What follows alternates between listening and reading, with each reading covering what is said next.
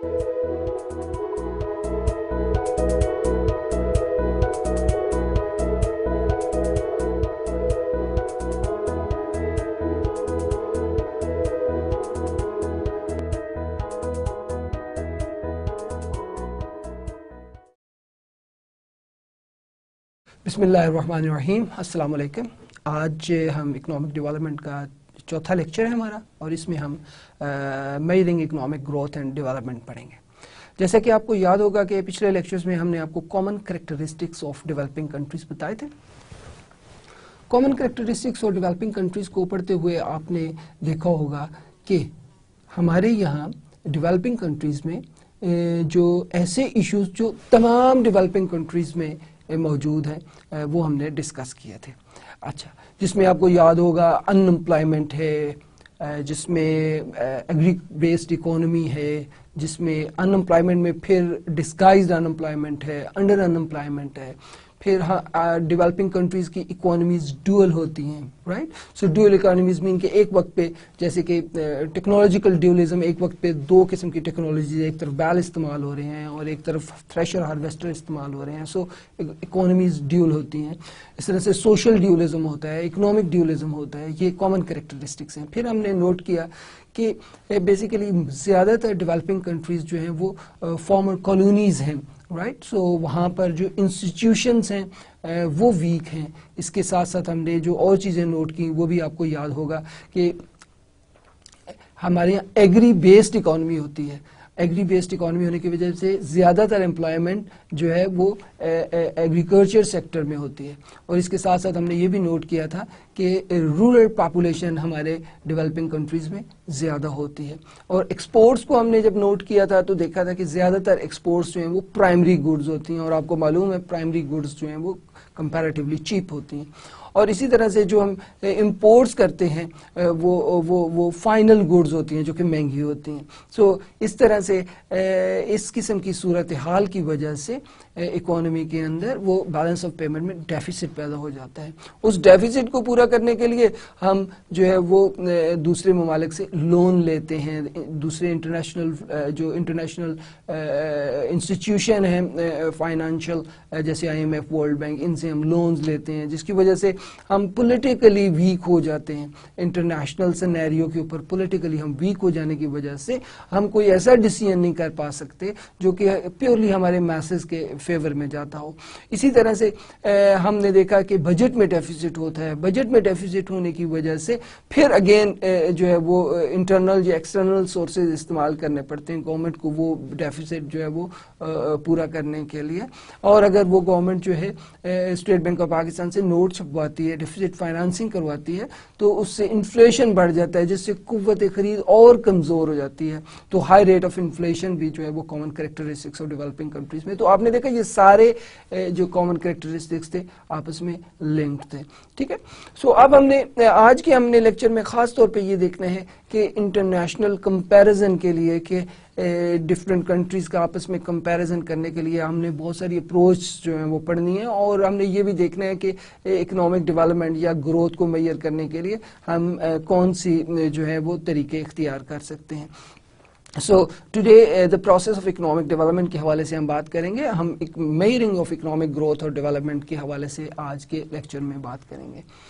सो सबसे पहले आप देखिए, इस development is synonymous simple with economic growth और different development goals of society हम देखेंगे।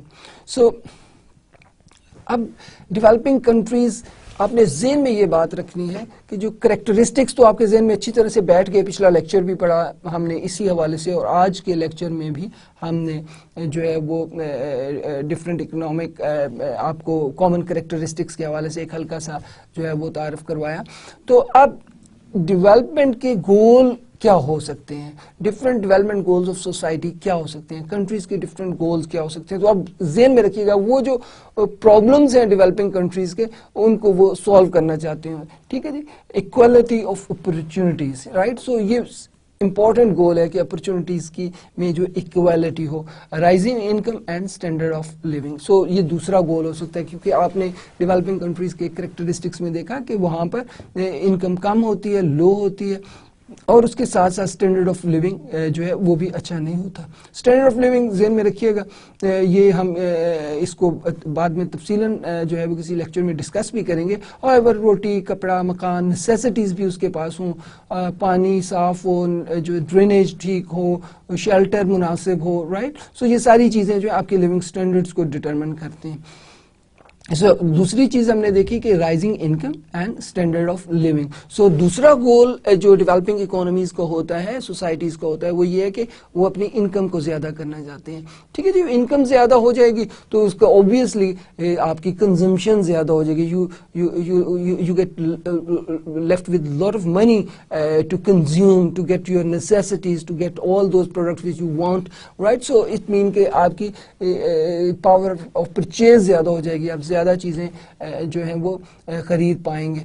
ठीक है जी, तो इसमें आप देखें कि आपका स्टैंडर्ड ऑफ लिविंग बेहतर हो जाएगा, राइट। आप हेल्थ के इश्यूज के लिए आप डॉक्टर्स के पास जा सकेंगे, एजुकेशन आप हासिल कर पाएंगे, आपके पास अच्छा शेल्टर होगा, आपके पास कन्वेंस होगी, ये सारी चीज़ें, आपका जो है वो ड्रेनेज सिस्टम अच्छा होगा, ये सारी आपकी इनकम ज़्यादा होने से आप इसके साथ सारी चीज़ें लिंक होती हैं। अब देखें equity in the distribution of income and wealth, यानी कि दौलत की और आमदनी की तकसीम में जो इक्वालिटी होनी चाहिए। ये एक बहुत इंपॉर्टेंट गोल है डेवलपिंग कंट्रीज का। इसको समझने के लिए आप देखिए, मैं थोड़ा सा इसको जो है वो हम बार बार ये मैं कहता हूँ कि कुछ टॉपिक्स ऐसे हैं जो बाद में हमने तफसीलन पढ़ने हैं, लेकिन हम थोड़ा सा उसको टच करते हैं ताकि आज के टॉपिक जो है वो आपको समझ आ सके। मसलन देखिए, अगर अंडर डेवलप्ड कंट्रीज में जो इन्वेस्टमेंट रेट है वो आपको मालूम है, one of the common characteristics है कि low investment rate. Okay, so अगर गवर्नमेंट कोई ऐसी पॉलिसी अपनाती है, will discuss different policies later on, however we are discussing just कोई भी पॉलिसी अपनाती है जिससे इन्वेस्टमेंट का लेवल, इन्वेस्टमेंट ज्यादा हो जाती है। जब इन्वेस्टमेंट ज्यादा होगी तो आप देखिएगा कि उससे क्या होता है, एम्प्लॉयमेंट अपॉर्चुनिटीज ज्यादा हो जाती हैं। एम्प्लॉयमेंट अपॉर्चुनिटीज ज्यादा होने से लोगों की इनकम बढ़ जाती है, जिससे लोग गुड्स एंड सर्विसेज को ज्यादा डिमांड करते हैं, जिससे प्रोडक्शन प्रोसेस तेज हो जाता है। ओके, अब इंपॉर्टेंट चीज जो आपने नोट करनी है, अब गवर्नमेंट क्या कर सकती है? गवर्नमेंट ये कर सकती है अट्रैक्शन, इन्वेस्टर्स को अट्रैक्ट कर सकती है। अब गवर्नमेंट किस तरह से अट्रैक्ट करती है? वो इंडस्ट्रियल जोन डेवलप कर देती है, वो जो है वो टैक्स रिबेट दे देती है, यानी कि आपको टैक्स हॉलीडेज दे देते हैं ताकि इन्वेस्टर जो है उन पर से टैक्स उठा लिया जाता है ताकि वो आए और इन्वेस्ट करें, प्रोडक्शन प्रोसेस शुरू करें। ये सारी पॉलिसीज जो हैं ये अल्टीमेटली इनका इम्प्लीकेशंस ये होती हैं कि अमीर जो है, जो इन्वेस्टर, वो और ज्यादा उसकी जो है वो इनकम में इजाफा हो जाता है। सो गवर्नमेंट मेक श्योर कि जो मार्जिन ऑफ द प्रॉफिट है वो ज्यादा से ज्यादा हो ताकि इंड्यूस किया जा सके इन्वेस्टर्स को, वो आके इन्वेस्ट करें। सो उससे जो है डेवलपमेंट का प्रोसेस स्टार्ट हो सके। तो जब प्रॉफिट का मार्जिन इंक्रीज होगा, वो इसलिए भी कि हम ल्यूस मॉडल पढ़ेंगे बाद में कि री इन्वेस्टेबल सरप्लस जनरेट हो, राइट। सो जब एक प्रोड्यूसर के पास उसकी जो इनकम बढ़ती है, जिनके रेट ऑफ प्रॉफिट बढ़ता है, तो वो उसको री इन्वेस्ट करता है क्योंकि उसका प्रॉफिट मार्जिन्स बढ़ रहे होते हैं। सो इससे भी एम्प्लॉयमेंट बढ़ती हैं, इससे भी जो है इकोनॉमिक जो एक्टिविटीज ज्यादा होती हैं। सो आपने देखा कि बुनियादी तौर पे अगर आप इन्वेस्टमेंट के जरिए से, थ्रू इन्वेस्टमेंट जो है वो आप इकोनॉमिक डेवलपमेंट लाना चाहते हैं, तो इब्तदाई तौर पर आप देखें कि आपसे इनइक्वालिटीज पैदा हो जाएंगी, लोगों की इनकम डिस्ट्रीब्यूशन जो है वो, जिनके अमीर बहुत ज्यादा अमीर हो जाते हैं, राइट। सो ऐसे इश्यूज हैं कि जिनकी वजह से जो है डेवलपिंग कंट्रीज जो हैं वो जब भी कोशिश करते हैं डेवलपमेंट के लिए तो वो फॉरेन इन्वेस्टमेंट को अट्रैक्ट करते हैं या लोकल इन्वेस्टर्स को अट्रैक्ट करते हैं, जिसकी वजह से जो इफ्तिकाज़ दौलत, यानी कि एक जगह कंसंट्रेशन ऑफ वेल्थ हो जाती है। तो जैसे कि आपने सुन रखा होगा कि एक 60s के एरा में, दौर में जो डिकेड था, उसमें जो है वो 22 खानदान जो है वो पैदा हो, जो है वो थे जिनके पास मैक्सिमम वेल्थ थी पाकिस्तान की। इसी तरह से डेवलपिंग कंट्रीज के अंदर वो इंडस्ट्रियल टाइकून्स पैदा हो जाते हैं, राइट। सो दौलत की तकसीम जो है वो गैर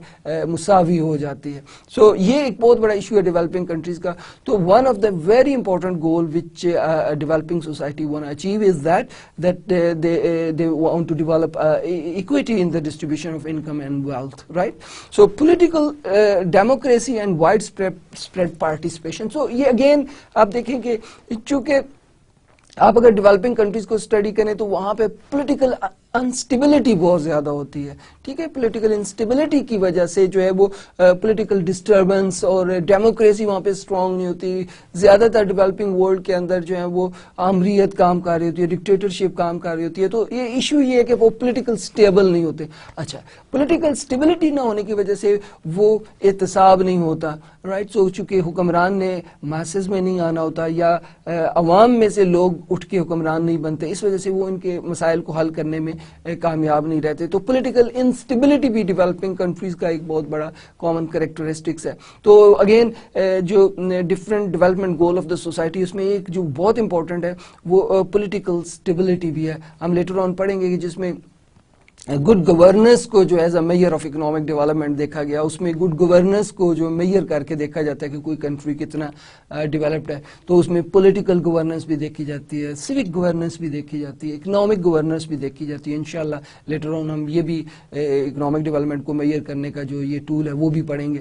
एनीवे, सो पॉलिटिकल डेमोक्रेसी चाहिए होती है, ये एक गोल होता है आपका डेवलपिंग सोसाइटी का। उसके साथ साथ वाइड स्प्रेड पार्टिसिपेशन, कि लोग महसूस करेंगे they are stake holder in the state, right. So ये भी एक इंपॉर्टेंट गोल है डेवलपिंग कंट्रीज का। उसके बाद हम देखते हैं expanded role for women, minorities and all social classes in the public life. So जैसे कि कॉमन कैरेक्टरिस्टिक्स में देखा था कि वहाँ पे जेंडर डिस्क्रिमिनेशन होती है, पार्टिसिपेशन विमेन की जो है वो प्रोडक्टिव एक्टिविटीज़ में बहुत कम होती है।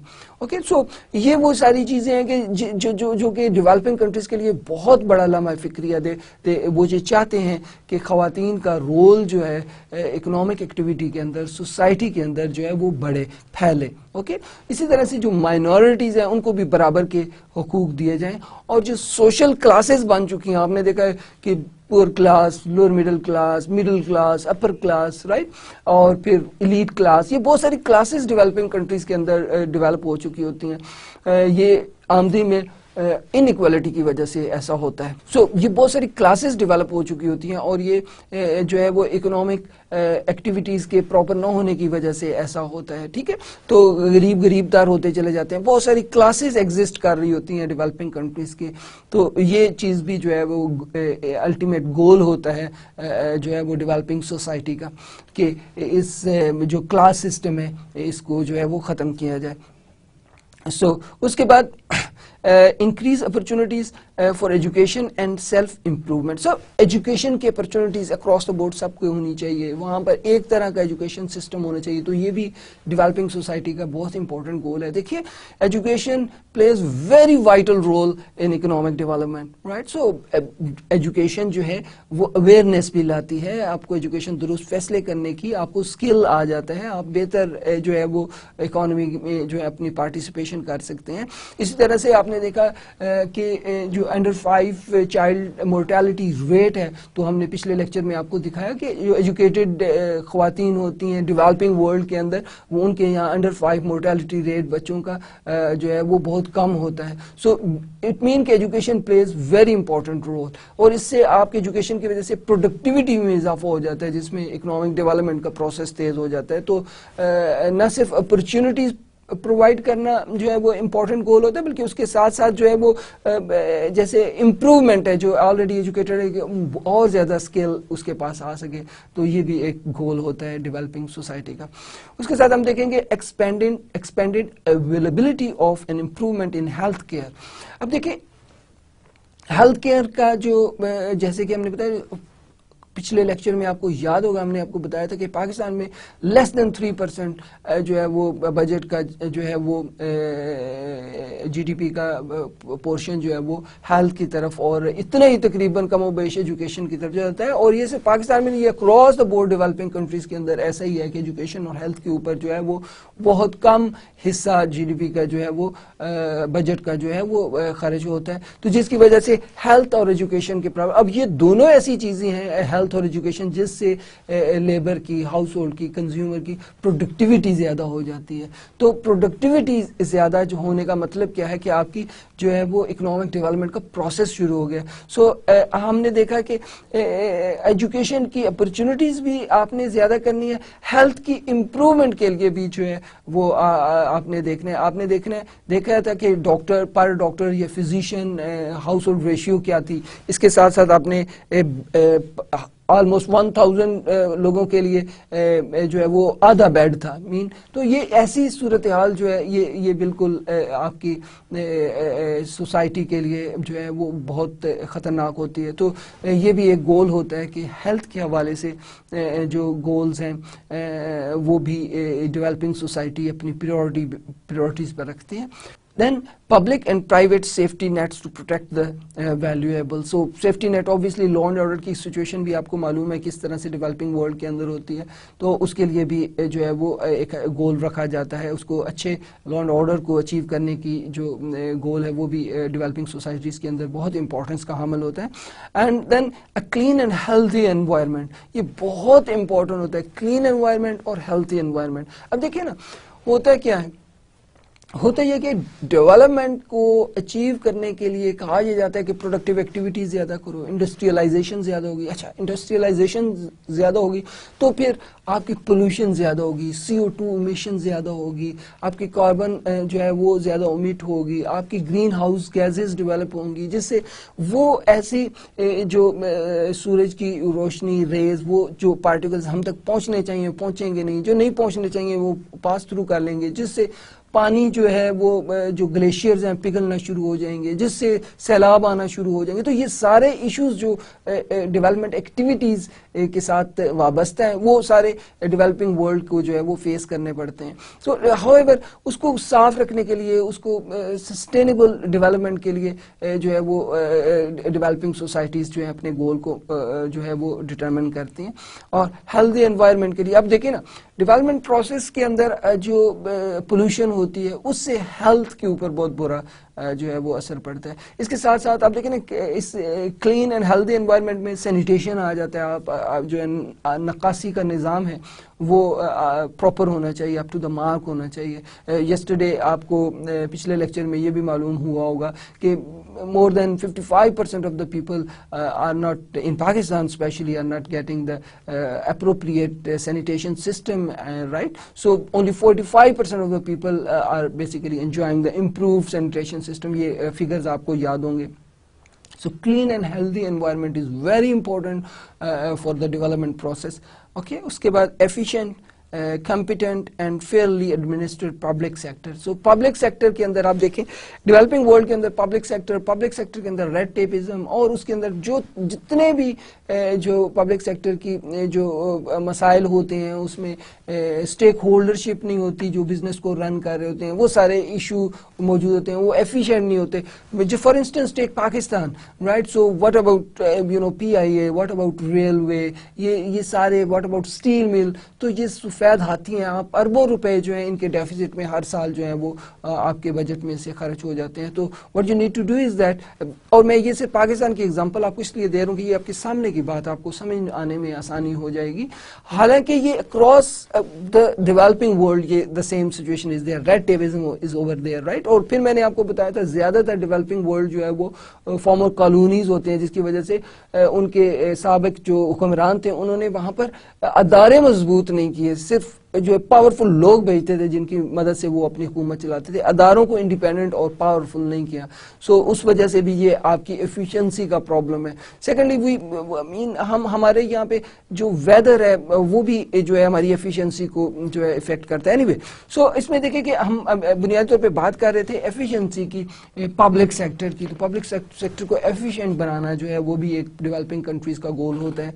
और फेयर और competent, right? So this is again something, competent होगा तो एफिशिएंट होगा, अगर एफिशिएंट होगा तो कॉम्पिटेंट होगा। तो इस तरह की इंटरलिंक भी आप इन्हें कर सकते हैं। और फिर एक reasonable degree of competition in the private sector is required, you know, it is a very important goal for developing countries के। ना इस कदर ज़्यादा कंपटीशन हो कि जिससे आपका प्रोसेस इफेक्ट हो, ना वो इतना मोनोपोलीज कायम हो जाएं कि वो कंज्यूमर को एक्सप्लॉइट करना शुरू कर दें और ऑप्टिमल यूज़ ऑफ प्लांट ना करें, राइट। सो ये सारे issues different development goals of the society हैं, डेवलपिंग सोसाइटी। तो और भी बहुत सारे ऐसे गोल चुके हैं। अभी हम आपको जो है वो डेवलपिंग कंट्रीज के कैरेक्टरिस्टिक्स बता चुके हैं, कॉमन कैरेक्टरिस्टिक्स। तो वो जितने भी चीज़ें हैं वो उनके उन सोसाइटीज़ के गोल्स होते हैं कि वो उनकी जो है वो करेक्शन, उनको दुरुस्त करना चाह रहे होते हैं। So these are the few development goals of the developing societies. Now will go high quality growth के हवाले से हम थोड़ी सी बात कर दें कि 90s के दौरान IMF seem slowly to learn from the criticism of its policies. तो IMF की पॉलिसीज के ऊपर बहुत क्रिटिसिज्म हुआ एट द मोमेंट। हम आपको इसके ऊपर ज़्यादा बात नहीं करेंगे क्योंकि ये international financial institution and the developing countries, हम पूरा एक लेक्चर आपको जो है वो पढ़ाएंगे, तो इस वक्त बात दूसरी तरफ चली जाएगी। However now the IMF sees itself promoting so-called high quality growth. Now they feel that high quality growth rate की तरफ जाना चाहिए। What is high quality growth rate?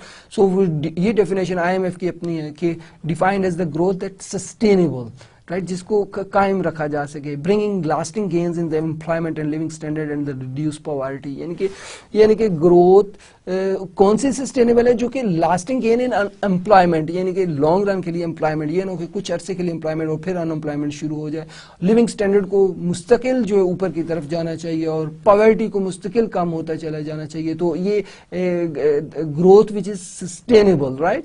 So high quality growth should promote greater equity and equality of the opportunity. So ये opportunities का जो equality है बहुत important है। तो ये भी आपकी जो हाई क्वालिटी ग्रोथ के डेफिनेशन में आता है। फिर it should respect human freedom and protect the environment. अब देखिए बात इस तरह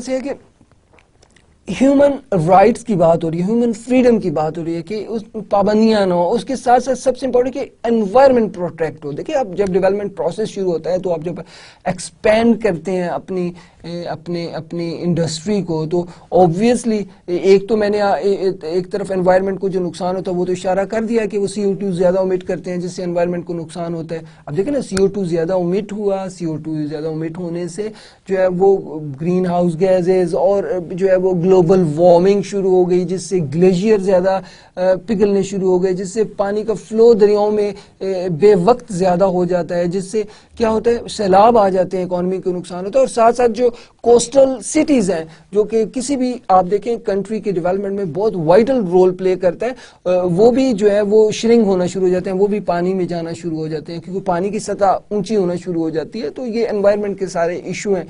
तो उसमें अब जो हाई क्वालिटी ग्रोथ के अंदर एनवायरनमेंट को भी one should keep in mind कि जी एनवायरनमेंट भी ज्यादा खराब ना हो। इसके साथ साथ एक और चीज देखें, जब आप अपने इंडस्ट्रियल साइड को एक्सपेंड कर रहे होते हैं तो उसमें एक बड़ी इंपॉर्टेंट चीज है कि ऑब्वियसली आप जंगलात काट रहे होते हैं। आप देखिए जब जंगलात दरख्त आप काट कर जगह बनाते हैं और उसमें जो है वो अपनी इंडस्ट्री लगाने चाह रहे होते हैं, तो फिर दरख्त एनवायरनमेंट के लिए कितना जरूरी है वो आपको बहुत अच्छी तरह से इल्म है, राइट। तो ये उसके बाद जो परिंदे, जो जानवर, जो ऐसी चीजें जो एनवायरनमेंट के लिए बहुत जरूरी होती हैं, उनके भी जो है प्रॉब्लम्स क्रिएट होना शुरू हो जाते हैं। तो ये सारे मिलकर आपके एनवायरनमेंट के प्रॉब्लम जो है वो आपके सामने लाते हैं। उसके साथ अर्बन एरिया के ऊपर प्रेशर लोगों को ज्यादा बढ़ जाता है, जिसकी वजह से ऑलरेडी वहां पर जो है वो मसाइल होते हैं, उसमें एक एक्स्ट्रा जो है वो सैनिटेशन का प्रॉब्लम, क्लीन वाटर का प्रॉब्लम, ये सारे फेस करने पड़ते हैं, राइट। सो ये आपने ऐसे तमाम इश्यूज को ज़हन में रख के जो प्रोसेस है वो हाई क्वालिटी ग्रोथ होगा। ओके, या ऐसा ग्रोथ का प्रोसेस जिसमें ये प्रॉब्लम ना फेस करने पड़ रहे हो या ये सामने ना आ रहे हो, उसे हम हाई क्वालिटी ग्रोथ बोलेंगे। उसके बाद ये है कि if it does not benefit fully tangibly and equitably a group that constitute more than 1/2 the population of the world and still bears the primary responsibility for the care, nutrition and education of the world's children, right? Achieving the high quality growth depends therefore not only the pursuing sound economic policies but also on implementing a broad range of social policies. So अब देखा आपने social और economic policies का combination जो है वो आपकी high quality growth का जो है वो इंश्योर कर सकता है।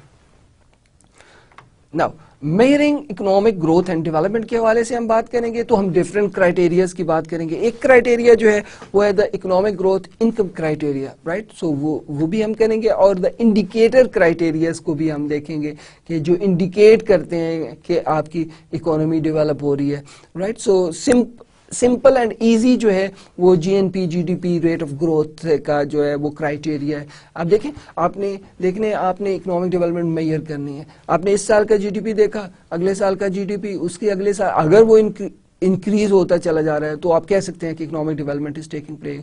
लाइकवाइज जीएनपी को आप देखते हैं, ग्रॉस नेशनल प्रोडक्ट को देखते हैं तो वो भी उसमें अगर इंक्रीजिंग ट्रेंड है, यू कैन से कि आपकी इसी तरह से पर कैपिटा इनकम को अगर आप ले लें इकोनॉमिक डेवलपमेंट को मेजर करने का टूल, वो भी आपको बताएगा कि आप डिफरेंट ईयर्स में क्या पर कैपिटा इनकम ज्यादा होती चली जा रही है या कम होती चली जा रही है। लाइकवाइज ग्रोथ रेट को अगर हम ले लें तो ग्रोथ रेट अगर इंक्रीजिंग ट्रेंड है तो हम कहेंगे कि economic development is taking place. So there are two methods जिनको हम यहाँ पर आप डिस्कस करेंगे। एक तो सिंपल है, वो क्या, economic growth income criteria, right? उसमें GNP GDP growth rate per capita income ये सारी चीजें हम देखेंगे।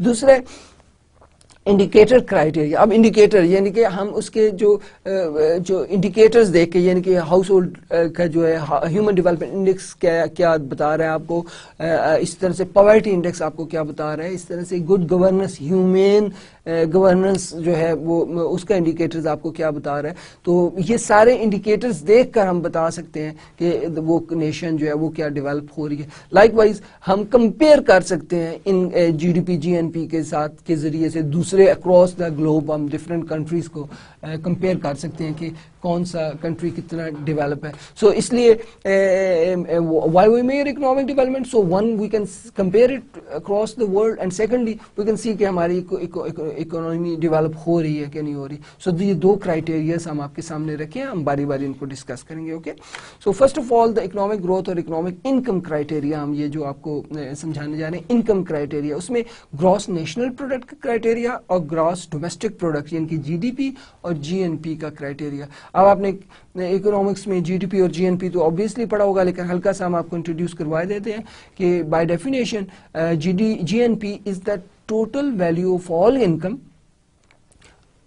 Occurring to residents of a country regardless of the source of their income. Okay, एक कंट्री के उस सोर्स ऑफ इनकम इनका क्या है उसको नजरअंदाज करके, यानी कि उसको देखे बगैर आपने देखा एक मुल्क के लोगों की आमदनी कितनी है। ओके, वो उनका कोई भी सोर्स ऑफ इनकम हो सकता है। ओके, सो वो डोमेस्टिकली या फॉरेन कंट्री में कहीं भी सोर्स, राइट? और ग्रॉस डोमेस्टिक जीडीपी जो है is the total value of all income created with in the borders of a country regardless of whether the ultimate recipient that income resides within or outside the country। यानी कि एक मुल्क के अंदर एक साल के अंदर उस मुल्क में जो गुड्स और सर्विसेज प्रोड्यूस हुई हैं उनकी वैल्यू ले लें तो हमारी जीडीपी हो जाएगी। और अगर हम उस जीडीपी में से वो पैसे जो बाहर के लोग हमारे नेशनल बाहर के मुल्क से कमा के भेजते हैं वो ऐड कर लें और हमारे मुल्क में जो दूसरे मुल्कों के लोग आके कमाते हैं पैसे वो माइनस कर दें तो हमारा जीएनपी हो जाएगा, right? So all goods and services जो हम एक साल के अंदर एक मुल्क यानी कि एक बॉर्डर के अंदर प्रोड्यूस करते हैं उस मुल्क के, तो उससे हम क्या कहते हैं, आप जीडीपी। ओके, सो अगर हम ग्रॉस जीएनपी को मेजर कर लें या जीडीपी को मेजर कर लें और हम इसे कंपेयर कर लें ईयर्स के, डिफरेंट ईयर्स के लिए या डिफरेंट कंट्रीज के साथ, तो हम देख सकते हैं कि इकोनॉमिक डेवलपमेंट की क्या सूरत हाल है उस कंट्री के। Now difference between GNP versus GDP, अब इसे गौर से देखिएगा, आपको ये कंसेप्ट समझाने के लिए ये स्लाइड्स बनाई गई हैं। If an economy were closed, mean closed economy है, बंद इकोनॉमी से मुराद ये है कि ना कोई बाहर का मुल्क का ना ट्रेड ना इस तरह का कोई सिलसिला नहीं है, ना प्रॉफिट्स बाहर के लोग आपके यहाँ से इन्वेस्ट करके कमा के लेके जाते हैं, ना डिविडेंड्स लेके जाते हैं, ना आप इंटरेस्ट पे कर रहे होते हैं फॉरेन कर्जों के ऊपर, ना आपके वर्कर्स बाहर जा रहे होते हैं, ना बाहर के वर्कर्स आपके मुल्क में आ रहे होते हैं। सो ये close economy. So close economy के अंदर जीडीपी और जीएनपी सेम होगी, बराबर होगी, right. With capital labor flow across the border, GDP और GNP diverge from one another। अगर कैपिटल लेबर ये फ्लो हो मार्केट के अंदर, राइट, सो एक मुल्क से दूसरे मुल्क लेबर भी जा रहे हो, एक मुल्क का कैपिटल दूसरे मुल्क में जाके इन्वेस्ट भी हो रहा हो, प्रॉफिट्स अगर मैंने पाकिस्तानी ने किसी बांग्लादेश में जाके इन्वेस्ट किया तो प्रॉफिट्स वापस पाकिस्तान में आ रहे हैं, तो आपने देखा प्रॉफिट्स वापस आ रहे हैं। अगर वहाँ पर स्टॉक एक्सचेंज में इन्वेस्ट किया डिविडेंड्स वापस आ रहे हैं। इस तरह से रेट ऑफ इंटरेस्ट अगर इधर से या उधर से मूव कर रहा है। इसी तरह से अगर यहाँ के लोग यूएस में यूके में जाके मुलाजमत करते हैं तो वहां से वो पैसे वापस भेज रहे हैं, इसको रेमिटेंस बोलते हैं, राइट। सो अगर कैपिटल और लेबर का अक्रॉस द बॉर्डर फ्लो हो तो वो ओपन इकोनॉमी होगी। ओपन इकोनॉमी हुई तो फिर जीडीपी और जीएनपी ये दो डाइवर्जेंट की डिफरेंट चीजें हो जाएंगी, मुख्तलिफ हो जाएंगी, right. So net income from the rest of the world equal to inflow into the economy from the rest of world minus leakage from the country to the rest of the world. So net income from the rest of the world क्या होगी? Income inflow जो है आपके मुल्क में हो रहा है और इनकम लीकेज जो आपके मुल्क से आपकी इनकम आउटफ्लो हो रही है, right. So net income from the rest of the world, पूरी दुनिया से जो आपकी नेट इनकम क्या होगी? जो पैसे आपके दूसरे मुल्कों से आ रहे हैं, राइट, और माइनस जो पैसे आपके मुल्क से दूसरे मुल्कों में जा रहे हैं, तो ये आपका क्या हो जाएगा? Net income, right, from the rest of the world. So अगर इनफ्लो आउटफ्लो से ज्यादा होगा तो फिर जीएनपी जीडीपी से ज्यादा होगी, ऑब्वियसली। अगर आउटफ्लो इनफ्लो से ज्यादा हुआ तो फिर जीडीपी जो है वो जीएनपी से ज्यादा होगी, okay. Now you can see this slide, right, और इसमें आप देख सकते हैं जीडीपी और जीएनआई कंपैरिजन सिलेक्टेड नेशंस है 1990 से 2006 तक, यू कैन सी दिस। और आप इसे गौर से देखिएगा तो अगर इसमें 1990s आप में देखें कि जो पॉपुलेशन और फिर इन मिलियन और जीडीपी और जीएनआई और फिर उसका गैप जीडीपी और जीएनआई का, फिर उसके बाद आपका जो है वो जीएनआई पर कैपिटा यानी कि GNI divided by the population वो आपकी निकाली गई है। तो आप डिफरेंट कंट्रीज को आपस में कंपेयर कर सकते हैं, okay. So this is how you can आप you can see the Pakistan. तो ये आपकी 1990 के अंदर जो है 108 मिलियन पॉपुलेशन थी आपके और इसी तरह से ये आप देख लें 2006 और 1990 और 2006 का कंपैरिजन चलता जा रहा है, ठीक है जी। तो इस तरह से आप बहुत आसानी के साथ जो है वो आपका कंपैरिजन हो सकता है एक कंट्री का दूसरे कंट्री के साथ भी, और एक 1990 का। और आप देखें कि पाकिस्तान की 1990 के अंदर जो जीडीपी थी वो 40 जो है वो मिलियन थी, राइट। और इसी तरह से आप इसे कंपेयर करें 128.8 2006 में आपका आ गया, राइट। सो इस तरह से आप कंपेयर कर सकते हैं मुख्तलिफ सालों का भी और दो मुख्तलिफ कंट्रीज के साथ भी कंपेयर कर सकते हैं। नाउ यूजिंग जीएनपी और जीडीपी फॉर रैंकिंग नेशन। सो इसमें आपने कुछ चीज़ें अपने ज़हन में ध्यान में रखनी होती हैं कि अगर आप ऐसा कर रहे हैं कि जीडीपी या जीएनपी को इस्तेमाल करके कंट्रीज़ का और ईयर्स के दरमियान, अगर आप उस एक कंट्री को उस ईयर के दरमियान आप जो है वो एनालिसिस कर रहे हैं, तो you will have to keep 5 things in your mind, right. 5 necessary adjustments are required. So the very first adjustment for that is adjustment for population size, right. So GNP per capita होती क्या है? GNP तो आपको मालूम है ना कि एक साल के अंदर एक मुल्क के अंदर यानी कि जीडीपी में से आपने जो माइनस कर देना है, आपने जो बाहर के लोग आपके मुल्क में आके इनकम कमा रहे हैं और प्लस कर लेना है आपके लोग जो बाहर जाके इनकम कमा रहे हैं, आउटफ्लो माइनस इनफ्लो कर देना है, राइट। सो अगर हम जीएनपी को उसकी पॉपुलेशन से उस कंट्री की पॉपुलेशन से डिवाइड कर दें तो जीएनपी पर कैपिटा आ जाएगा, ठीक है जी। और GDP per capita same, GDP को अगर हम टोटल पॉपुलेशन से डिवाइड कर दें।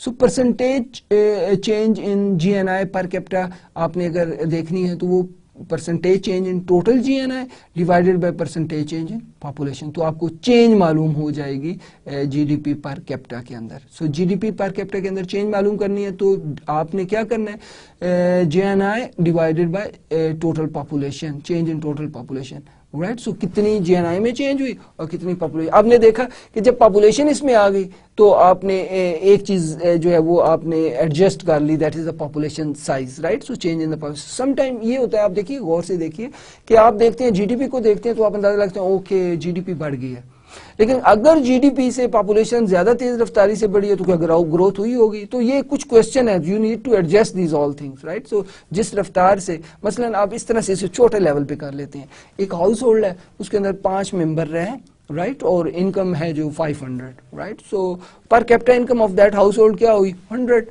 यानी कि 500 डिवाइडेड बाय 5। अब क्या हुआ, इनकम हो गई आप देखते हैं जो है वो 1000, और हाउस होल्ड के नंबर जो है वो 5 से बढ़कर जो है वो 12 हो गए। तो अब आपने देखा कि अब आपकी जो जीडीपी है, जो पर कैपिटा उस हाउस होल्ड की इनकम है, वो पहले से क्या होगी, कम हो गई है। हालांकि सिर्फ आप देखें, आप जो एब्सोल्यूट टर्म में आप देखें, आप उस हाउस होल्ड की इनकम वो पहले 500 थी, अब 1200 होगी, तो ऑब्वियसली जो है वो आप देखें, सॉरी 1000 होगी, तो ऑब्वियसली आप कहेंगे ये तो डबल हो गई है, राइट। हालांकि उसका उस हाउस होल्ड का लिविंग स्टैंडर्ड देखने के लिए आपको पॉपुलेशन जरूर कंसिडर करनी चाहिए, ठीक है जी। तो आप पर कैपिटा निकालेंगे तो आपको अंदाजा होगा कि क्या वो कंट्री ने इंप्रूव किया या नहीं।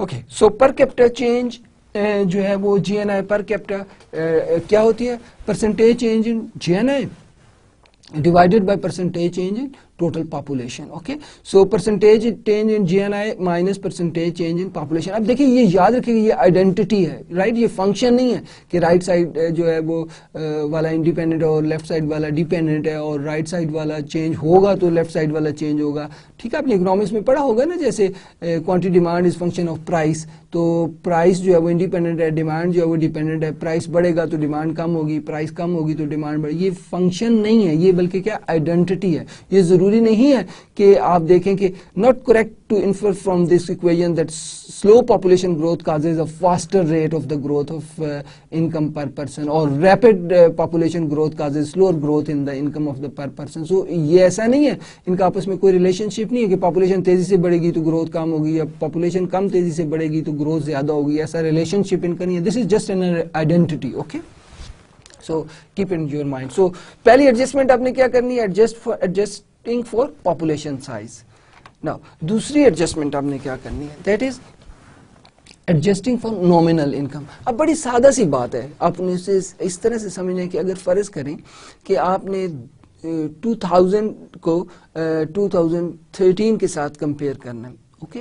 सो आप अगर देखें कि उस वक्त जो एवरेज इनकम थी और आज की एवरेज इनकम आप एक पर्सन की ले रहे हैं, वो कहते हैं कि जी आमतौर पे बुजुर्गों के मुंह से आपने सुना होगा कि देखें जी मैं तो जब जॉब शुरू की थी तो मेरी इनकम सिर्फ 300 थी, और वो 300 इनकम जो है वो आज के लोग जो है वो उनकी इनकम 50 हज़ार है, लेकिन फिर भी उसमें बरकत नहीं है। लेकिन जब मैंने इनकम मेरी आमदनी थी तो वो 300 रुपये थी और मेरी आमदनी में बहुत बरकत थी, और आज लोगों की 50,000 आमदनी है तो उनमें बरकत नहीं है। तो बेसिकली वो एक चीज को इग्नोर कर रहे होते हैं, power of purchase of the money, right. So उसमें से इन्फ्लेशन को वो इग्नोर करके ये बात कर रहे होते हैं। सो आप देखिए, अगर आपके सामने इस तरह की कोई बात हो, कभी कोई बुजुर्ग करें, तो उनसे जरूर एक क्वेश्चन कीजिएगा, उससे आपको अंदाजा हो जाएगा कि पावर ऑफ परचेज क्या थी। मसलन मुझे एक बुजुर्ग ने कहा कि जी मेरी उस वक्त इनकम 300 रुपये थी और मैं बड़ी अच्छी तरह से लिविंग स्टैंडर्ड मेरा बड़ा अच्छा था। आज लोगों की इनकम 50,000 है, फिर भी उनका लिविंग स्टैंडर्ड अच्छा नहीं है। सो मैंने एक क्वेश्चन सिंपल सा किया, मैंने कहा जी उस वक्त सोने का क्या भाव था? वो कहते हैं वो 150 रुपये तोला था। तो मैंने कहा देखें उस वक्त आपकी आमदनी जो है वो 2 तोला सोने के बराबर थी, ओके। सो आज जो 50,000 कमा रहा है तो अप्रोक्सीमेटली 50,000 जो है वो तोले की कीमत है आज का, तो उसका मतलब है आज के इस शख्स की आमदनी जो आधे तोले के बराबर है। तो आपकी आमदनी उस वक्त कुव्वत खरीद के एतबार से आज के शख्स से 2 गुना ज्यादा थी, ठीक है। तो ये बेसिकली ये फैक्ट आपको कैसे पता चला कि मैंने एक सोने को कंपेयर करने के लिए रख लिया, राइट।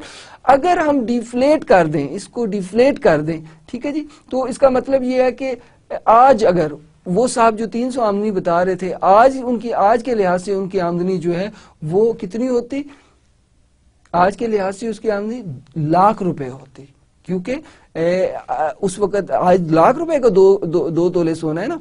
सो इसी तरह से अगर मैं आज जो 50,000 कमा रहा है, इसको उस बुजुर्ग की जिस साल की वो बात कर रहे हैं, लेट से 1960 को वो बात कर रहे हैं, तो हम कहेंगे कि आज के इन साहब की अगर उस वक्त आमदनी होती तो वो 150 होती, आपकी 300, क्योंकि आपसे हाफ है, ठीक है, वैल्यू के अंदर। सो आपने नॉमिनल, इसको कहते हैं nominal, in term of currency nominal है। अगर रियल टर्म में लेंगे आपको तो वो यानी कि प्राइस से आप नॉमिनल को डिवाइड कर देंगे, या उसको किसी कंपैरिजन, जैसे मैंने सोने के साथ किया तो डिफ्लेट कर दिया, तो वो रियल टर्म में आ जाएगी। ओके, सो पहली इंपॉर्टेंट चीज ये है कि आपने जब जीडीपी को या जीएनपी को आपने तय कर लिया कि this is the measure to measure the economic development. Okay, so one thing you will have to keep in your mind is that the rate of the growth of the population, you will have to keep population in there, right? So population से divide करके per capita GNP per capita निकालेंगे तो you will get the true picture of the growth or development rate.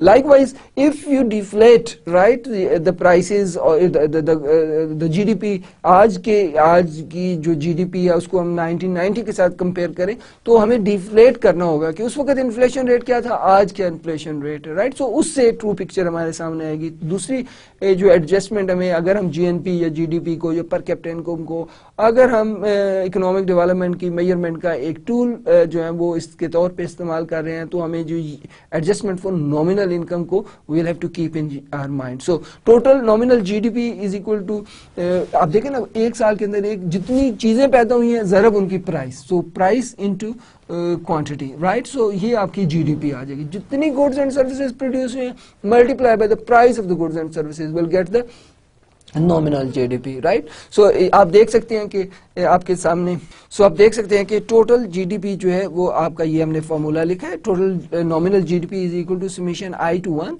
and P1 PIQI. So N is the number of goods and services produced. So N क्या है? Number of goods. And the P is the price of the, this P is the price of the each good. And this Q is the quantity of each good. Right? So अब आप देखिएगा कि nominal GDP क्या होगी? उस वक्त की price multiply by उस वक्त की क्वांटिटी, राइट?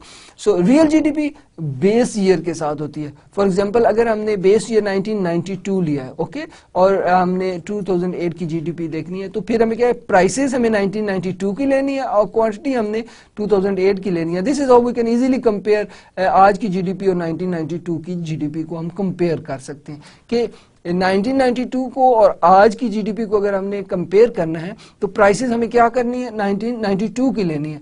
तो prices of 1992 multiply the quantity the goods and services produced in 1992 is the GDP of the 1992 and now अगर 2013 या 2008 या कोई भी ईयर आप ले लें उसका आपने करना है, तो फिर आपको क्या करना होगा कि prices of 1992 multiply the goods and services produced in 2013 और 2008, राइट? जिसको भी आप कंपेयर कर रहे हैं, तो फिर इससे क्या आएगा, आपके पास जो है वो रियल जीडीपी आ जाएगा एट बेस प्राइस, राइट? सो अल्टरनेटिवली मैंने जैसे आपको बताया आप उसे डिफ्लेट कर लें। सो नॉमिनल जीडीपी, ये रियल जीडीपी का आप ये फार्मूला, यानी कि nominal GDP divided by real GDP deflator, उसको डिफ्लेट कर लें।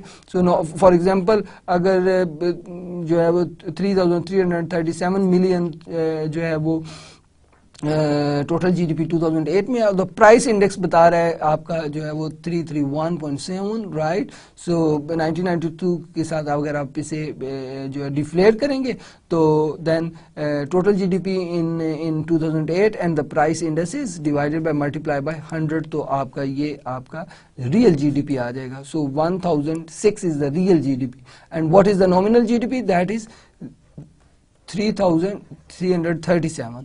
Okay, so this is how we can use the GDP deflator to find out the real GDP.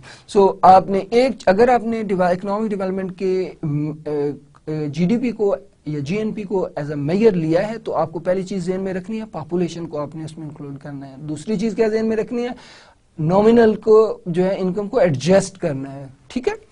Now using इसमें हम देखेंगे ये आपके सामने हमने जीनी कोफिशिएंट, अब ये अगेन हमने आपको जीनी कोफिशिएंट जब पॉवर्टी पढ़ाएंगे तो उसमें जीनी कोफिशिएंट जो है वो कैलकुलेट करना भी सिखाएंगे, राइट। सो ये सारी बातें अभी आपने कंफ्यूज बिल्कुल भी नहीं होना, राइट। सो जीनी एक ऐसा कोफिशिएंट जो इनइक्वालिटी आपकी मेजर करके आपको देता है, राइट। सो अगर वो क्लोजर टू 1 होगा तो इट मीन के आप देखिए जितना वो 1 के करीब होगा तो वहां पे इक्वालिटी ज्यादा होगी, और जितना वो 0 के करीब होगा इतनी इनइक्वालिटी ज्यादा होगी, राइट। सो ये आपने ज़हन में रखनी है बात, राइट। सो वो कैसे है कि उसमें शेयर ऑफ जीएनपी और टोटल इनकम, जैसे कि आपके सामने ये बनाया हुआ है, ये हमने हाइपोथेटिकल कंट्री का जो है शेयर ऑफ जीडीपी और ये इनकम, यानी कि पूरेस्ट 20% फैमिली जो है वो टोटल जीएनपी का 4% ले रहे हैं, सेकंड जो है वो 8%, थर्ड जो है वो 11, और ये फोर्थ और ये 18, और जो रिचेस्ट 20% है वो 59% ले रहे हैं, ठीक है। तो इनका हमने कम्युलेटिव परसेंटेज निकाल लिया, राइट। सो इसको हमने जब ड्रॉ किया तो ये 45 के एंगल की जो लाइन है ये परफेक्ट इक्वालिटी बता रही है, लाइन ऑफ इक्वालिटी, राइट। ये लाइन जो है, ये वाली लाइन, ये आपको जो नजर आ रही है, ये लॉरेंस कर्व इसे बोलते हैं, और इसे कैलकुलेट करना हम सिखाएंगे आपको। जितनी ये इस 45 के एंगल के यानी कि इस लाइन से दूर होगी इतनी इनइक्वालिटी ज्यादा होगी। इफ वी ड्रॉ तो जितनी ये दूर होगी इतनी इनइक्वालिटी ज्यादा होगी, ओके। तो इस तरीके से area of A divided by area into A plus B, यानी कि ए यानी कि ये वाला एरिया, ए एरिया, ये वाला जीनी कोएफिशिएंट क्या होता है, ये सारा एरिया कैलकुलेट कर लें, ये सारा, ये वाला, ठीक है, ये सारा एरिया कैलकुलेट कर लें, डिवाइड कर दें आप किससे, इस एरिया के प्लस इस एरिया के, ये बी एरिया को, तो आपके पास जीनी कोएफिशिएंट आ जाएगा। तो ये आपके सामने टेबल है जो कि आपको बता रहा है कि किस तरह से पुअरेस्ट और रिचेस्ट जो है वो हम मेजर कर सकते हैं जीनी कोएफिशिएंट के जरिए से, ओके। तो इसी टेबल को देखिएगा। नाउ उसमें अकाउंटिंग आपने देखा कि आपने पॉपुलेशन को ज़हन में रखना है, आपने जो है वो रियल नॉमिनल रियल और नॉमिनल जीडीपी को ज़हन में रखना है, यानी कि आपने अकाउंट फॉर करना है आपने रियल जीडीपी। सो इसी तरह से आपका accounting for value of home और नॉन होम प्रोडक्ट, ये बहुत इंपॉर्टेंट चीज़ है। Non market activities left out, आपको पता है जीडीपी में नॉन मार्केट एक्टिविटीज़ शामिल नहीं होती, वो गुड्स और सर्विसेज जो मुफ्त होती हैं वो जीडीपी में शामिल नहीं होती, आपको पता है ना। ऑब्वियसली आपने मैक्रो इकोनॉमिक्स के अंदर जीडीपी पढ़ी होगी, उसको आपको याद होगा कि जो चीज़ या गुड या सर्विस घर में बगैर मुआवजे के हो, जैसे कि आपको अगर घर में खाना मिल रहा है तो घर की ख़वातीन खाना बना रही हैं तो बगैर मुआवजे के वो खाना बना रही हैं, लेकिन वो जीडीपी में शामिल नहीं हो रहा। So non market activity left out हो जाती हैं, जैसे कि होम बेक्ड केक, आप घर में जो केक बनाते हैं, राइट, और मार्केट बॉट केक, ये डिफरेंस होता है। फिर किंडरगार्टन में जो बच्चे जो तरबियत हासिल कर रहे होते हैं और जो घर में केयर होती है बच्चों की, ठीक है। इसी तरह से cleaning lady versus self cleaning, अगर आपने क्लीनिंग लेडी रखी हुई तो obviously you will have to pay for it, और अगर आमतौर पे घरों में क्लीनिंग लेडी नहीं है तो फिर आप क्या करते हैं, खुद घर में ख़वातीन सफाई करती हैं, तो ये सारी चीज़ें लेफ्ट आउट हो जाती हैं। You will have to keep these all things in your mind. Mostly women's work invisible work, right, here in developing world. So however it is very important, right. Maslan women's unpaid activity estimated around 50% of the global GDP.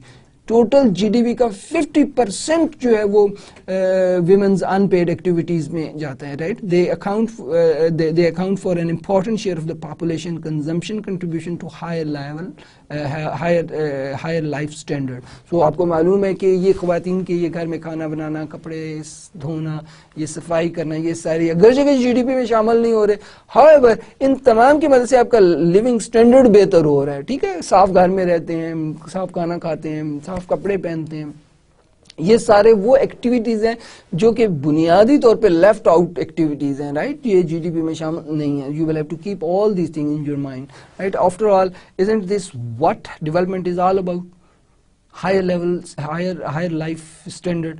सो अगर GDP के जरिए से मैंने मापा तो ये सारी activities left out हो जाएंगी। ये सारी वो एक्टिविटीज हैं जो आपके लिविंग स्टैंडर्ड को बेहतर करती हैं। क्या डेवलपमेंट यही नहीं है कि आपका लिविंग स्टैंडर्ड बेहतर हो, okay. So this is a question for you, okay. Now अब अकाउंटिंग फॉर एनवायरमेंटल डिस्ट्रक्शन, हमने एनवायरनमेंट के ऊपर थोड़ी सी आपसे पहले बात की थी। अब देखेंगे कि हमने जब इस तरह से हम इकोनॉमिक डेवलपमेंट को मेजर कर रहे हैं जीडीपी और जीएनपी के जरिए से, तो हमें एनवायरनमेंट को की डिस्ट्रक्शन जो है उसको अपने ज़हन में रखना है। Number of productive activities that detract from the quality of life. Production of military weapon, आप देखें production of military weapon, yes it's very productive, लोगों को एम्प्लॉयमेंट मिली हुई है, ग्रेट, और क्या वो किसी तरह से वेलफेयर लाते हैं आपके लिए। Operation that causes environmental destruction of the forest, जब आप ऑपरेशन, जब आप अपने जो है इंडस्ट्रियल जोन एक्सपेंड कर रहे होते हैं, आप सारे फॉरेस्ट को खत्म करते हैं, तो वो भी आपके जो है वो एनवायरमेंट के लिए नुकसानदेह होता है। Likewise production processes that spew toxic waste into the air and water and then force society to pay for their cleanup, right? So industry car क्या रही होती है हवा में भी, और आपको मालूम है कि वो नालों के अंदर जो पानी जो है वो जो केमिकल वाटर होता है, वेस्टेज होती है इंडस्ट्री की, वो जा रहा होता है और दरियाओं में मिल रहा होता है, राइट? सो वो, और इस तरह गलियों में, इस तरह ये सारी जो वेस्टेज है हवा में होती है, राइट? सो ये एयर पोल्यूशन पैदा करती है। तो इसके सारे नुकसानात वो हाउस होल्ड जिनके लोगों को मैसेज को उठाने पड़ते हैं, तो हेल्थ प्रॉब्लम आपको फेस करनी पड़ती है, राइट? इसी तरह से these are still counted as positive contribution to measure level of GDP. अगरचे ये सारे फ्लॉज इसके अंदर जीडीपी और जीएनपी के मेजर के अंदर मौजूद है, लेकिन फिर भी ये बहुत इंपॉर्टेंट है। So rather than adding to welfare, actually these are negative externalities of the production process. So economists have developed some alternative measures of economic welfare. हम हल्का सा यहाँ पे आपको बताते चले जाएंगे और इंशाल्लाह तफसीलन अगले लेक्चर्स में भी देखेंगे। International comparison of income purchasing power parity, ये हमने पिछले लेक्चर में भी आपको बताई थी, अब फिर बताने जा रहे हैं। पीपीपी, जीएनपी पर कैपिटा, आप देखेंगे prices of US, right? Prices जो प्रोडक्ट यहाँ पे प्रोड्यूस हुई है ना, वो चीज यूएस में कितने की है, राइट? प्राइसेस वो ली जाएंगी और जो क्वांटिटी है, राइट, वो उस मुल्क की ली जाएगी, right? So QIM is output vector of the newly produced final goods or services in a country, right? So goods and services produce हुई उस कंट्री के अंदर उस साल में, उस न्यूली वो सारी गुड्स और सर्विसेज फर्ज करें पाकिस्तान की हैं, और परचेजिंग पावर पैरिटी जो है वो अपने जीएनपी पर कैपिटा मालूम करनी है, तो आपने क्या करना है, गुड्स एंड सर्विसेज जो पाकिस्तान में प्रोड्यूस हुई हैं मल्टीप्लाई बाय उन गुड्स एंड सर्विसेज की प्राइस जो यूएस में है, राइट? तो वो आपने मेजर करना है। जैसे कि आपने प्रोड्यूस किया एक बर्गर है आपका 100 रुपए का, यूएस में उसकी कीमत जो है वो $3 है, तो आपने वो प्राइस की जो जगह पर $3 लिखना है instead of writing 100 rupees, right? So likewise whatever you produce recently, so उन सारी गुड्स एंड सर्विसेज की प्राइसेस अमेरिकन और गुड्स और सर्विसेज प्रोड्यूस पाकिस्तान की, ये मल्टीप्लाई कर लें और डिवाइडेड बाय पॉपुलेशन लें, तो ये purchasing power parity of GNP per capita. अब जरा देखिए जितने भी मुल्क हैं, अगर उनको इसी फॉर्मूला के तहत अगर उनका जो है वो मेजर किया जाए आपकी जीएनपी पर कैपिटा, तो फिर it is a true picture के comparison. If you want to compare different countries, तो ये ट्रू पिक्चर होगा, ओके? क्योंकि डिफरेंट कंट्रीज की वैल्यू करेंसीज की डिफरेंट है, उससे आप अगर उस एक्सचेंज रेट से डील करेंगे तो एक्सचेंज रेट का अगेन ऑब्वियसली एक प्रॉब्लम जो कल मैंने आपको डिस्कस किया था, एक्सचेंज रेट जो आपको मुसलसल आपका जैसे रुपीज है, आपके कर्जे बढ़ते जा रहे हैं, आप नोट छाप रहे हैं, आपका मनी डिवैल्यू हो रही है, जिससे एक्सचेंज रेट हाई होता चला जा रहा है, तो वो ट्रू पिक्चर पेश नहीं करते, okay? So as such, PPP measure provides the estimate value of the Mozambique physical output and income weighted by the price for such goods and services prevailing in the US. देखिए आप, here we go. So आप इसको जरा गौर से देखिएगा कि GNP per capita at official exchange rate आपका column 2 है, और PPP GNI पर कैपिटा 2005 की है, और ये परचेजिंग पावर पैरिटी की बेस पर की गई। अब आप कंपेयर करें, अब सबसे पहले देखें अल्जेरिया की GNP per capita at official exchange rate is only 2730, right? And at the same time अगर पीपी परचेजिंग पावर पैरिटी देखें तो GNI जो है पर कैपिटा 2005 की 6770 है। आपने गौर किया अराउंड 4000 का डिफरेंस है, 4000 का। तो this is the true picture, right, of the purchasing power of of that person in that country, right? So likewise आप देखते हैं आपको पाकिस्तान नजर आएगा. Here we go, this is the Pakistan, right? You can see Pakistan 690 जो है वो आपका जो है वो US dollar at official exchange rate in 2005 690 था.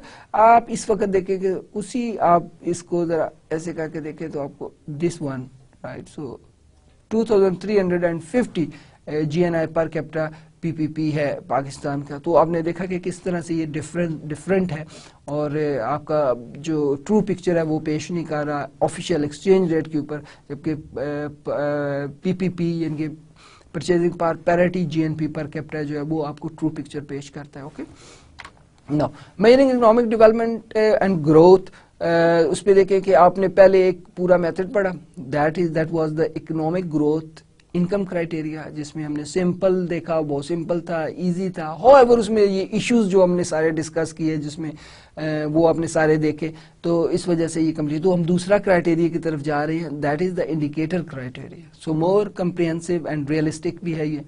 हाउएवर ये difficult to measure and use for international comparison. ये कंप्रिहेंसिव है, रियलिस्टिक है, लेकिन जरा इसको मेजर करना डिफिकल्ट होता है और इंटरनेशनल कंपैरिजन जो है इसके ऑब्वियसली लिटिल बिट डिफिकल्ट होते हैं.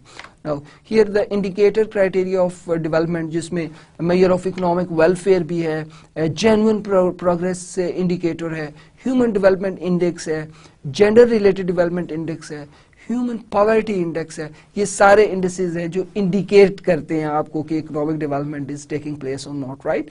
सो इसमें देखिए ह्यूमन डेवलपमेंट इंडेक्स हमने आपको कल भी बताया था, आप फिर बता रहे हैं, ठीक है जी. सो इसमें अज्यूम कर लें अगर HDI, this is the HDI formula, right? So here we go. So this L is life expectancy, right? This E is basically education attainment, this Y is the income, right? So it mean कि XI is function of E, L and Y. So XI हम किस तरह से calculate कर सकते हैं? Actual value of XI जो उस मुल्क के अंदर एक्चुअल वैल्यू है minus minimum value of XI, mean XI क्या है? E1, EL and Y. E, L and Y is XI. Okay, so अगर हमने E मालूम करनी है तो actual value of E minus minimum value of E divided by maximum value of E minus minimum value of E. अगर हमने L मालूम करना है, life expectancy, actual value of L minus minimum value of L, maximum value of L minus minimum value of L. For example आप इस तरह से देख रहे हैं कि लाइफ एक्सपेक्टेंसी जो हम अज्यूम करते हैं, जो मैक्सिमम लाइफ एक्सपेक्टेंसी फर्ज कर लें कि वो है 100%, राइट? 100 ईयर. हालांकि ऐसा नहीं है, लेकिन चलें अब थोड़ा सा रियलिस्टिक ले लेते हैं. 85 is the maximum life expectancy in the world. अगर आप वो टेबल देखें तो लाइफ एक्सपेक्टेंसी 85 है. Minimum that is 25, right? So अगर वो टेबल देखें तो मिनिमम लाइफ एक्सपेक्टेंसी 25 है, राइट? तो एक्चुअल वैल्यू आप उस मुल्क की देख लें, जैसे पाकिस्तान में 59 है या 60 है, तो 60 पाकिस्तान की, यहाँ पर हम 60 लगाएंगे, राइट? ये 60 आ जाएगा, ठीक है, ठीक है. माइनस आप जो है मिनिमम वैल्यू दैट इज 25 हमने अज्यूम की, मैक्सिमम वैल्यू हमने बताया आपको 85 है, वो टेबल आपको बताया, और मिनिमम वैल्यू ऑफ XI आप ये दैट इज 25 है. तो 60 माइनस 25, 85 माइनस 25 करेंगे तो जो आपका आंसर आएगा वो पाकिस्तान का जो है लाइफ एक्सपेक्टेंसी जो है आपकी आ जाएगी, राइट?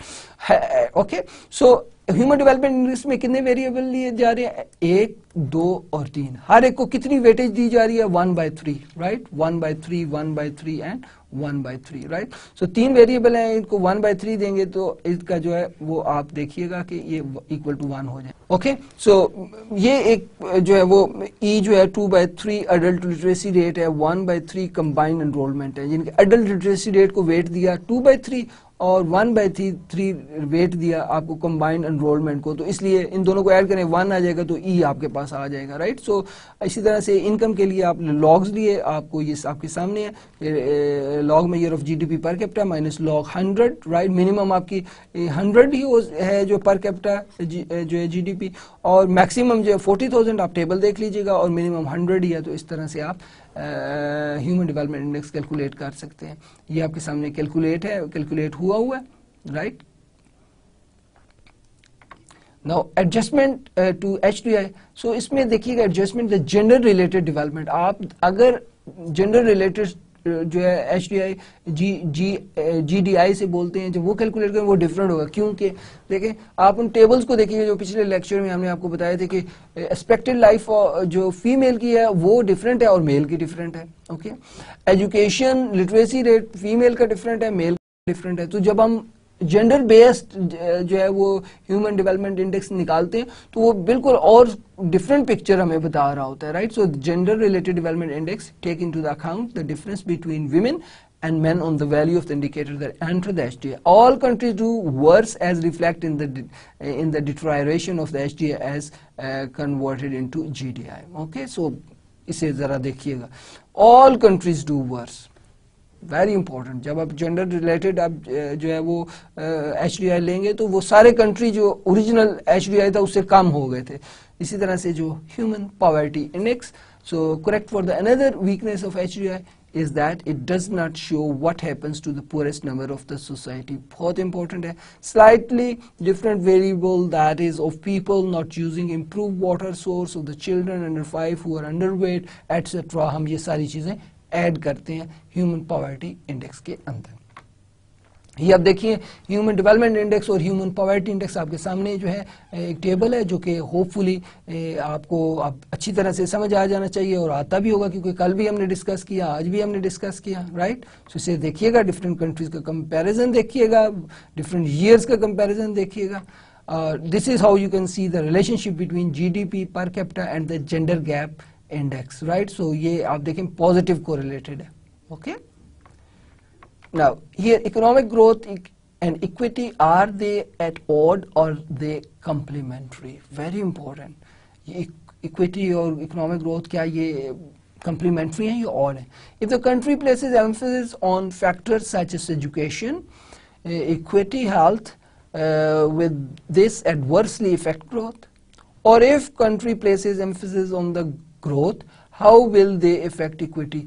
ये आप देखिए साइमन कुजनेट ने इसके ऊपर बहुत जो है वो डिस्कशन की है। साइमन कुजनेट के हवाले से इन्होंने क्या एक्सप्लोर किया 1955 की स्टडी के अंदर, हिस्टोरिकल रिलेशनशिप बिटवीन पर capita income and income distribution of the number of distribution for a number of countries. यानी कि पर कैपिटा इनकम और इनकम डिस्ट्रीब्यूशन के दरमियान उन्होंने जो है वो रिलेशनशिप स्टडी करने का जो है वो काम किया 1955 में डिफरेंट कंट्रीज के, राइट। तो हिस्टोरिकल रिलेशनशिप देखा उन्होंने, यू शेप जो है वो रिलेशनशिप फाइंड आउट किया, right. It mean at low income level economies growth and rising average income tends to create more income inequality. शुरू में जब इकोनॉमी ग्रो कर रही होती है और जो है वो इनइक्वालिटी ज्यादा क्रिएट करती है, आफ्टर अ थ्रेशहोल्ड एक खास हद तक पहुंचकर फिर क्या होता है, इनकम अगर मजीद आमदनी बढ़े तो इनइक्वालिटी कम होना शुरू हो जाती है। Okay, so what they proved के इब्तदाई तौर पे ग्रोथ जब होती है तो आपकी इनकम इनइक्वालिटी ज्यादा होनी शुरू हो जाती है, और एक खास थ्रेशहोल्ड पे पहुंच के अगर मजीद ग्रोथ या डेवलपमेंट हो रही है तो आपकी जो है वो इनइक्वालिटी जो है वो कम होना शुरू हो जाती है। ये देखिए आपके सामने इस जिनी कोएफिशिएंट है इस एक्सिस पर, और ये इनकम पर कैपिटा है। आप देखें कि जब आपकी इनकम पर कैपिटा जो है वो पहुंचती है यहाँ तक तकरीबन 1000 प्लस 1200 समझ लें, तो जब तक आपकी पर कैपिटा इनकम बढ़ रही है, देख रहे हैं आप बढ़ रही है, और इनइक्वालिटी भी आप देखें बढ़ती चली जा रही है, राइट। ये बढ़ती इंक्रीज होती चली जा रही है, ये मैक्सिमम पे पहुंची थ्रेशहोल्ड पे। अब क्या हुआ, अब मजीद अगर पर कैपिटा इनकम बढ़ेगी, राइट, तो आपका इनइक्वालिटी कम होना शुरू हो गई। That is Simon Kuznets curve, that curve is called Kuznets curve, right. So when हुआ क्या कि इब्तदाई तौर पे जब आपकी पर कैपिटा इनकम बढ़ती है तो इनइक्वालिटी बढ़ती चली जाती है, एक खास हद पे पहुंच के अगर उससे ज्यादा इनकम बढ़े तो इनइक्वालिटी कम होना शुरू हो जाती है। This was today's lecture. इंशाल्लाह ताला हमारी आपसे कल मुलाकात होगी और हम आपको इंडिकेटर्स जो हैं और भी इंडिकेटर्स के ज़रिए से इकोनॉमिक डेवलपमेंट को मेजर करना सिखाएंगे इंशाल्लाह। तब तक के लिए आप इसे गौर से इस लेक्चर को देखिएगा और पढ़ के आइएगा, और अगले लेक्चर को आप इसी के साथ रेलेवेंट लेक्चर है, हम इकोनॉमिक डेवलपमेंट के मेजर करने के जो डिफरेंट टूल्स हैं वो पढ़ रहे हैं, राइट। सो आज हमने GDP GNI वगैरह देखे, और उसके साथ साथ हमने उसके साथ साथ हमने ह्यूमन डेवलपमेंट इंडेक्स देखा, पॉवर्टी इंडेक्स के बारे में थोड़ी सी बात की, ह्यूमन डेवलपमेंट इंडेक्स के ऊपर हम तफसीलन मज़ीद भी बात करेंगे, राइट। और कल इंशाल्लाह आपसे मुलाकात होगी, तब तक के लिए खुदा हाफिज़।